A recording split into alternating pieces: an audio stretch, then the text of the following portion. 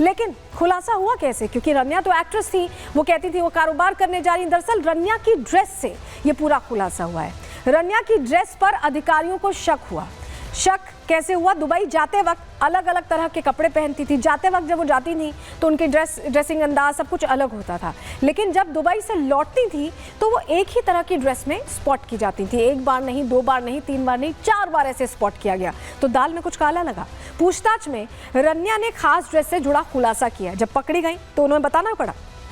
उन्होंने बताया अधिकारियों को कि ड्रेस उन्होंने खुद स्टिच कराई थी, उन्होंने खुद सिलवाई थी और ड्रेस में सोने के तारों से डिजाइन बनाई गई थी। समझ आप, उसकी डिजाइन बनाई गई थी जिससे कि वो स्कैनिंग में पकड़ी ना जाए, और ऐसे में स्कैनर में आसानी से वो पकड़ में नहीं आती थी और वो धीरे धीरे बचकर निकल जाती थी। तो ये ड्रेस खास तौर पर उसने स्टिच कराई और इसी ड्रेस के जरिए वो लगातार सोने की तस्करी कर रही थी। सोचिए कितना सोच समझकर काम कर रही थी रन्या। लेकिन आपको बताते हैं कि ये जो पूरा खेल हुआ, जानकारी ये भी है कि जो आईपीएस पिता है उनकी एक तरह से प्रभाव का इस्तेमाल कैसे एयरपोर्ट पर करती थी, हमने आपको बताया। लेकिन जब उनसे पूछताछ हुई तो उन्होंने क्या जवाब दिया, सुनिए। उन्होंने बताया कि रन्या ने 4 महीने पहले आर्किटेक्ट जतिन हुकेरी से शादी की थी और रन्या अपनी शादी के बाद से हमसे मिलने नहीं आई।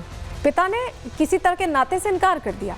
हमें उसके या उसके पति के बिजनेस के बारे में कोई जानकारी नहीं है और अगर कोई गलत काम किया है तो कानून अपना काम करेगा। के रामचंद्र राव जो उनके पिता हैं और जिनके ही प्रभाव का फ़ायदा उठाकर जो एयरपोर्ट पर अधिकारी उन्हें स्कॉट करने आता था, लेने आता था, सिक्योरिटी चेक से बच जाती थी, ये सब कुछ अपने पिता के प्रभाव का इस्तेमाल करके वो करती थी। और पिता कह रहे हैं कि उनसे उनका कोई मतलब नहीं है, रन्या को वो बिल्कुल संपर्क में नहीं है और वो क्या कर रही है, अगर कोई गलत काम कर रही है तो वो नहीं जानते हैं। लेकिन सोना लाने के क्या नियम हैं?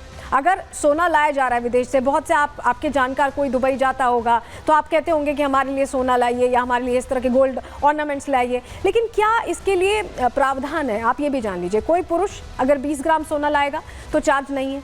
20 से 50 ग्राम सोना लाने पर 3% कस्टम ड्यूटी लगती है। 50 से 100 ग्राम सोना लाने पर 6% कस्टम ड्यूटी लगती है। 100 ग्राम से ज़्यादा सोना लाने पर 10% कस्टम ड्यूटी लगती है। वहीं महिलाओं के लिए अब बात कर लेते हैं। महिलाओं के लिए 40 ग्राम तक सोना लाने पर पूरी छूट है, लेकिन 40 से जैसे ही बढ़ता है, 40 से 100 ग्राम सोना लाने पर 3% कस्टम ड्यूटी, उतनी ज़्यादा नहीं है एज़ कम्पेयर टू मेल्स। 100 से 200 ग्राम सोना लाने पर 6% कस्टम ड्यूटी और 200 ग्राम से ज़्यादा सोना लाने पर 10% कस्टम ड्यूटी है। ये वो नियम है जिसके तहत ही आप सोना ला सकते हैं। अगर आप ऐसे सोना लाएंगे तो आप पकड़े जाएंगे, कस्टम्स विभाग समझ जाएगा और कस्टम्स विभाग ने वही ट्रेस किया जो पैटर्न फॉलो कर रही थी रन्या कि एक ही तरह के कपड़े पहनकर वापस आना, उसके जरिए उसे ट्रेस किया गया। लेकिन भारत में सोना कहां कहां से लाया जाता है, तस्करी कर किस तरह से लाया जाता है, चलिए जानकारी आपको दे देते हैं। दरअसल भारत में ज़्यादातर नेपाल और दुबई 2 जगहों से सोना तस्करी कर लाया जाता है और इसी को लेकर पूरा जो नेटवर्क है वो खंगाल रहा है। डीआरआई भी समझने की कोशिश कर रहा है कि क्या रन्या का यहाँ नेपाल से भी कनेक्शन है, क्योंकि दुबई कनेक्शन तो सामने आ चुका है, लेकिन क्या यहाँ नेपाल से भी कनेक्शन है, इसको लेकर भी जांच चल रही है। चलिए आपको बताते हैं कि क्या कानून है।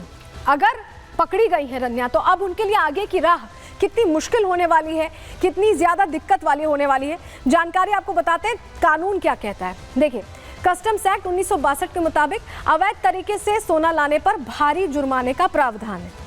मतलब तस्कर को 7 साल तक की सजा भी यहाँ हो सकती है और तस्कर से सोना जब्त कर लिया जाएगा। विदेशी मुद्रा और नियमन अधिनियम 1999 क्या कहता है? तस्करी को विदेशी मुद्रा का उल्लंघन मानता है और 1 साल की सजा और जुर्माने की सजा का प्रावधान है। सोने के अलावा अन्य अवैध संपत्तियां भी जब्त कर ली जाती हैं ऐसे में। इसके अलावा बीएनएस की धारा 111 है जिसके तहत कार्रवाई होती है। उसमें कहा गया है तस्करी करने पर 5 साल की जेल से सजा हो सकती है, 5 लाख रुपए तक का जुर्माना भी लगाया जा सकता है, आजीवन विदेश यात्रा करने पर भी प्रतिबंध लग सकता है। तो ये कानून है और ये कानून कड़े का प्रावधान रखे गए हैं जिससे तस्करी पर नकेल रखी जा सके। लेकिन जिस तरह से एजेंसियां एक्शन ले रही हैं, आखिर तस्करी कर क्यों लाया जा रहा है भारत में सोना और इसको लेकर कार्रवाई कैसे हो रही है और कितना सोना है इस वक्त भारत में, तमाम सवालों का जवाब देती है रिपोर्ट देखिए।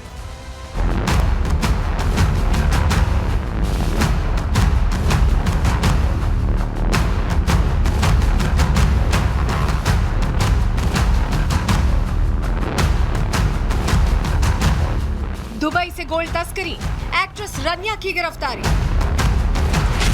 एक्टिंग बस नाम, सोने की तस्करी का असली काम। सोना तस्करी करते हुए बेंगलुरु एयरपोर्ट पर पकड़ी गई एक्ट्रेस रन्या राव की गिरफ्तारी के बाद कई सवाल खड़े हो रहे हैं। सवाल इसलिए भी कि आखिर ऐसी कौन सी वजह है जिसने रन्या को गोल्ड तस्करी करने की ओर खींचा। सवाल इसलिए भी क्योंकि भारत में सोने की तस्करी के खिलाफ इतने कड़े कानून होने के बाद भी रन्या सोने की तस्करी करती रही। सवाल इसलिए भी उठ रहा है कि आखिर ऐसे कौन से रैकेट का खुलासा होना बाकी है जिससे जुड़कर रन्या सोने की तस्करी कर रही थी। हालांकि ये कोई पहली बार नहीं है जब जांच में सोने की तस्करी होने की बात सामने आई। इससे पहले भी अलग अलग अंदाज में की जा रही तस्करी का एजेंसियों ने भांडाफोड़ किया है। लेकिन सवाल है कि आखिर एजेंसियों के एक्शन के बाद भी सोने की तस्करी पर रोक क्यों नहीं लग रही। दरअसल 2023 की वर्ल्ड गोल्ड काउंसिल की रिपोर्ट के मुताबिक भारतीय महिलाओं के पास 25,000 टन से ज्यादा सोने के गहने मौजूद हैं, जो कि दुनिया में सबसे ज्यादा है। इसके बाद भी भारत में सोने की मांग हमेशा बनी रहती है। वजह है कि भारतीय लोग पारंपरिक रूप से सोना जमा करते हैं। हालांकि भारतीयों की मांग के बराबर देश में इतना सोना खनन नहीं होता है। एक आंकड़े के मुताबिक भारत में हर साल करीब 1 टन सोना पैदा होता है, जो हुट्टी गोल्ड माइन से आता है। भारत में सोने की बढ़ती मांग और कम खनन की वजह से ज्यादातर सोना आयात करना पड़ता है और यही वो टर्निंग पॉइंट है जो भारत को सोने के तस्करों के लिए स्वर्ग बनाता है। हर साल बड़ी मात्रा में सोना आयात करने की वजह से सरकार को बहुत ज्यादा विदेशी मुद्रा खर्च करनी पड़ती है। इससे भुगतान घाटे पर ज्यादा दबाव पड़ता है।